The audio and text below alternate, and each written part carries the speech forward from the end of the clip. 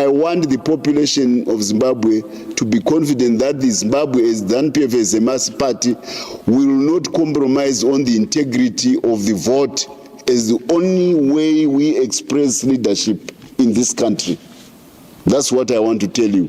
Any other system which tries to subvert the vote by material means, inducement, or by money, it won't work in ZANU PF because it backs against the trend of sacrifice. I am your president here in Zimbabwe, but all I am today is because of Zambia. I grew up in Zambia, primary, secondary, university in Zambia. But Zambia's contribution is... And Emmerson has successfully buried the party we knew. Mm-hmm. So we're talking really of a situation in which one cannot expect Chiwenga, whoever takes over, to run the country with ZANU PF. That's clear. What would be the possible scenario if Chiwenga were to take over? Look, ZANU PF has got pillars, and ZANU PF has got an ideology. ZANU PF has got that ideological background together with ZAPU, ZANLA, and ZIPRA. So these are foundational pillars that are existing in isolation to the practice that we have today. And what we thought would happen when Mnangagwa came in, everybody was talking of a reformed ZANU PF. Renewal and reform were the two words being thrown around. And this is the same thing that would happen if Chiwenga somehow found himself in charge. It is the question of looking at what he preaches within his speeches now, what the blood that was shed for, the rivers of blood, what people sacrificed for, how these youths left school and jobs and everything. What he's talking about is the foundational pillars of the vision, the aspirations of the liberation struggle legacy. So he knows these things. And the question is, we are in another generation. And the people that fought that war in their 70s and in their 80s and so on, he has to work with the word renewal. He has to work with the word reform. And I have talked to some of the people in his camp. This is the question of how are we going to get the party reformed or renewed into an entity that is sustainable for the betterment of the people. That is what he has to do. So what Mnangagwa did is he knew that he was going to need Jacob Mudenda. He knew he was going to need Patrick Chinamasa. He knew he was going to need Obed Mpofu. He knew all the people that helped him to get into there because he knew all this. He put up this structure where he got all these oligarchs, Kudakwashe Tagwirei, giving them serious, huge salaries at the party. So he says, I'm going to fool these people and come up with what looks like a younger generation in terms of like the executive and government. I'm going to have younger ones, but these people cannot retire because I will need them politically. So they were all packed at ZANU PF headquarters, and for the wrong reasons. We now have Mudenda back in parliament without an election to spearhead this nonsense about the 2030, and then Chinamasa is there to back up and all these other people. So this is the temptation. This is what Chiwenga would have to know, that people that have served their term have to go, and he would have to renew, as Mnangagwa promised to do, and work genuinely, because when you then compromise the young that you are working with, like Mnangagwa did, by surrounding themselves with political power and with all these money bags, and then create a system that is all performance, that is all theater development, theater this, when the reality is just looting and looting, then you cannot go anywhere. So, like any other leader, it's not about who is there that he is going to work with. It is about what principle is he going to adhere to, and people who come to help him. So ZANU PF needs restructuring, needs a renewal, needs a reformation. And this is where Chiwenga or anybody else would start from, to say, okay, elections have got to be free and fair in this country. Accountability institutions have got to have their independence in this country. Are we going to have a proper change? I was talking about ZAC a lot. Is that independence going to be granted up? Going people to stand aside and allow ZAC to do its work? the Auditor General, for example, when he right now the Auditor General is allowed for in some cases to tell us exactly what happened, egregious criminal activities, and now nobody does anything about it. It just comes out. This is what happened, and the Auditor General found this.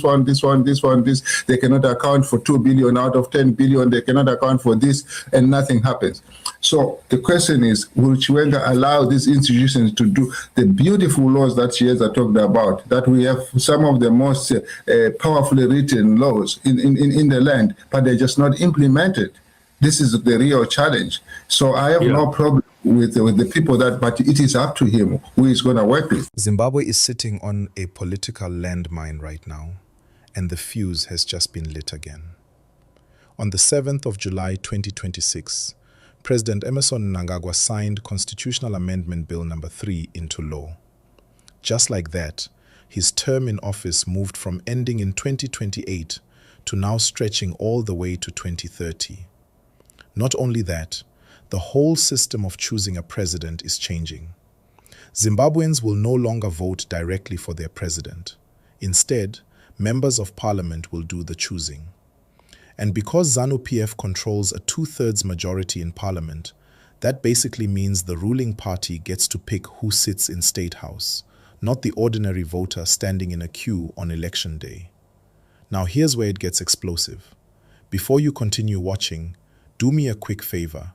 Hit that like button and make sure you're subscribed, because this story is moving fast and you don't want to miss what comes next. Barely a day after Mnangagwa signed that bill, a group calling itself the Retired Generals and Senior Civil Servants of Zimbabwe came out firing. This is not their first warning shot. Back in May 2026, this same group of former military top brass sat down with Mnangagwa face to face, not once, but twice, on the 18th and the 19th of May. They looked him in the eye and told him plainly, this constitutional amendment is dangerous. It will alienate the very citizens who trust the Constitution, and it risks tearing the fabric of the nation. And how did the president respond to men who once commanded troops for this country? He reportedly just shrugged it off and said, whoever wins, wins. That response didn't sit well with these old soldiers. So on the 2nd of June, they released a blistering statement accusing Mnangagwa of being the principal architect and the principal beneficiary of CAB3. They didn't stop there. They named businessman Kudakwashe Tagwirei directly, alleging he was the financial engine bankrolling the whole push, funding what they called a $31 million operation to buy support in parliament. According to their claims, provincial chairpersons were allegedly promised brand new Toyota Land Cruiser 300s and $100,000 each, while ordinary MPs were allegedly offered $50,000 a head just to vote yes. That was warning shot number 1. Now we've arrived at warning shot number 2. After Mnangagwa went ahead and signed the bill into law anyway on the 7th of July, these retired generals, led by Air Marshal Henry Muchena, came back even harder. In a statement dated the 8th of July, they said their collective conscience simply would not allow them to stay silent while, in their words, the Constitution is dismantled in silence by a few.